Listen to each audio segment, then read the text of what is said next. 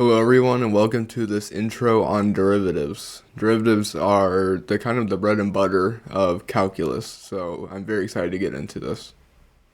The main question that motivates the use for a derivative is the question, how much or how fast is this function changing at any exact moment in comparison to its input? And exact is very crucial. Okay, so to apply this question, let's assume we have a rabbit population that's modeled by some function p of t, and we're going to ask how can we find how fast the rabbits are being born per unit time at some exact moment we'll call t1. So to now graph this, we have p of t, and then we have our function here, and t is in years, and we have some point t1. And we're trying to find how fast this function or this curve is increasing right at this point per unit time. Okay, since we're trying to find the exact rate of change at this point, maybe we could approximate it using the average rate of change and use some interval around t1, or at least bounded by t1.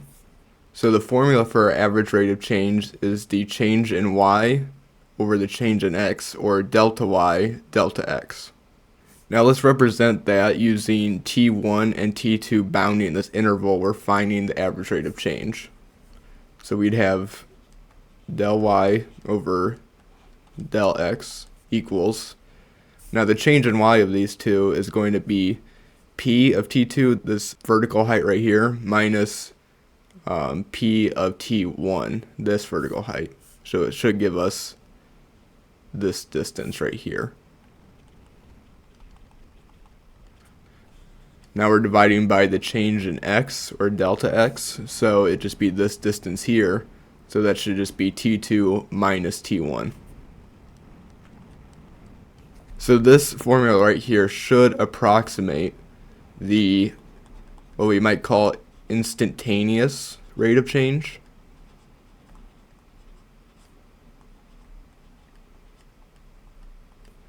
At our point t1. Now the term instantaneous rate of change refers to the concept of an exact rate of change, or the rate of change at an exact point on the curve. Now I'm going to do something that might not seem intuitive at first, but you can connect these two ideas very well. So what I'm going to do is I'm going to connect a relatively straight line between these 2 points here. And we're going to look at the slope of this line, which I'm just going to call m. Now, the slope of a line is just the rise over run. And now what is the rise of the slope here? Well, from this point to this point on the line, it rises by delta y, or this up here. And now the run of this line will just be the horizontal distance between these 2 points we chose. So again, it would just be delta x, or t2 minus t1. So this right here shows that the slope of the line formed between these 2 points that we choose is equal to the average rate of change of this function between these 2 points. So I'll just write this right here. Now all of this is great, but we're still measuring this rate of change over a pretty large interval. We're not measuring anywhere near exact by t1. So maybe what we do next is try and make this interval smaller, so we can maybe make t2 closer to t1. And now it's kind of hard to represent that over just writing, so I'm going to switch over to Desmos here. Okay, so here I've recreated the same population over time graph that we had in our example here on Desmos. And now I've also can put the points on the curve that we had before, and I made this point draggable so we can get a average rate of change more close around our point t1. Now I can also add in the line between these 2 points, and then the slope here is automatically calculated. So the average number of rabbits being born per unit of time, which is a year, is equal to the slope of this line, which is 104.9 rabbits per year. Now if we move the point t2 closer to t1, we'll notice that the slope of the line is becoming smaller, and this is now measuring the average rate of change between this interval right here instead of the previously larger interval there. So now as we get closer and closer to t1, we're now measuring the average rate of change between a smaller and smaller interval, and the slope is approaching some number as we're getting closer. So the idea is that if we get infinitely close, these 2 points infinitely close to each other but not actually touching, we should find the slope of this line approaches some number that gives us the exact rate of change. Now, however, if we just made the 2 points equal to each other, we have a slope that is undefined, so it doesn't tell us anything. And that's because since we're calculating rise over run, the run here is equal to 0 since they're at the same x value. So instead, we might use something like a limit to see what the slope approaches as t2 gets infinitely close or infinitely approaches t1. Alright, back from Desmos now, and we've intuited the idea that if we let t2 approach t1 infinitely close, and then measure what the slope of the line between the 2 points approaches, that value will then be the exact / instantaneous rate of change at our point t1. Now to apply this, we can use limits since we're approaching some number infinitely close. And if you don't know what a limit is, you can check the video I just made in the card above. So let's start with the limit as, let's say, delta x approaches 0. Since delta x is a horizontal distance between our 2 points, if we let delta x approach 0, that's implying that we're letting the distance between the two points approach 0 as well. So now we're trying to find the limit as delta x approaches 0, but of what? So since we want the slope of the line as delta x approaches 0, we have to write in the corresponding formula for the slope of that line, which we could write as delta y over delta x. Now let's rewrite delta y a bit more specifically.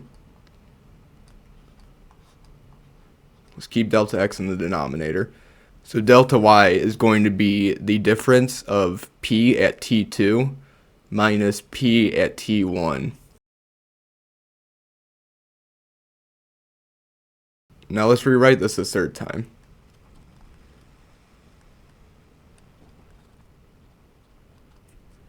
Now up here we have p of t2. Now I'm going to rewrite t2 as a term of t1. And that's because we're trying to find the exact rate of change around t1, and we're letting delta x approach 0, so I want to describe t2 just as a function of t1 and delta x. So we can write p of t1 plus delta x instead of p of t2. Now I wrote this because delta x is just defined as the distance between t2 and t1, so that's just equal to t2 minus t1. Therefore, t2 is just going to equal delta x plus t1. So now that we have this term up here expanded into terms of t1 and delta x, we can just write minus p of t1, and obviously that's already in the terms we want. Now that we have this, let's rewrite this into a more general form. Instead of saying we have some function p of t, we have some function f of x. And instead of delta x, we're going to call this h, which doesn't really make sense that delta x would be h, but mathematicians are confusing, and this is the way the formal definition of a derivative goes. So we have limit. Instead of delta x, we have h approaches 0. And then we have, instead of p of t1 plus delta x, we're going to have f of x plus h. Because we have, instead of p of t, we have f of x. And so t1 is x, and then delta x is h. Then we have minus p of t1, so this is going to be minus f of x. And then we're all going to divide by delta x, so just h. And this right here is our formal definition, or the general definition of the derivative. Now we can ask the original question, which is how fast the rabbits are being born per unit time at some exact moment t1. So we can say that the rate of change exactly at some t1 is equal to that limit we just found, and we call this the derivative of p of t. And since we're talking about the rate of change exactly at any or some t1, this is going to be a function that takes t1 as input and then spits out the exact rate of change at that point. So the derivative of p of t in this limit right here returns a function. And this function takes in an x value we input and then gives out the exact or instantaneous rate of change of our input function f of x or p of t or whatever you call it at x equals our input value. Now instead of writing the limit as h approaches 0 of f of x plus h minus f of x all over h every time we wanted to know a limit, we can instead write the notation df over dx, or the derivative of f with respect to the variable x. And this is called the Leibniz notation.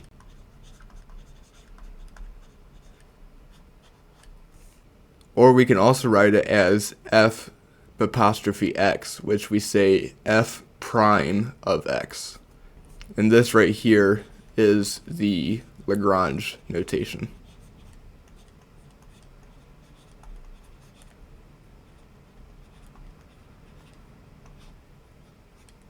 Finally, let's find the function that tells us how fast the rabbits are being born per unit time at some exact moment t1, which again is the derivative of our input function p of t. So we can write this as dp over dt, or the derivative of p with respect to t, or we can write it as p prime with an apostrophe of t. So this is going to equal this limit definition. So we're going to have limit as h approaches 0. And then up here we're going to have p of t plus h minus p of t. Now let's say, to make it a bit simpler, that p of t is equal to t squared. So this implies that the number of rabbits at any time t, or any amount of years t, is just equal to t squared. Now let's plug in p of t equals t squared into our limit definition to get out a function that is our derivative. So we get the limit as h approaches 0. Now we have p of t plus h, so we're just going to replace t with t plus h. So we have t plus h quantity squared minus p of t, so that's just going to be minus t squared, all over h. Now to solve this limit, we're going to have to expand these terms up here.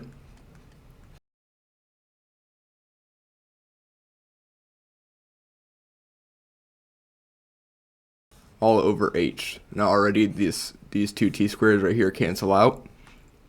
So now we're left with the limit as h approaches 0, h squared plus 2th all over h. And now, as you can see, we can cancel out the h in the denominator with these h's up here. So now we just have h plus 2t as h approaches 0. And obviously we can now just plug in h equals 0 for this, and we get out 2t. So this is saying right here that the derivative of p with respect to t, dp dt, or p prime of t, p apostrophe t, is equal to 2t. So if we have a function p of t equals t squared, At any time t, the exact rate of change at that moment is just equal to 2 times t. And that's what the derivative is telling us. And that will be it for today's video, and thank you for watching.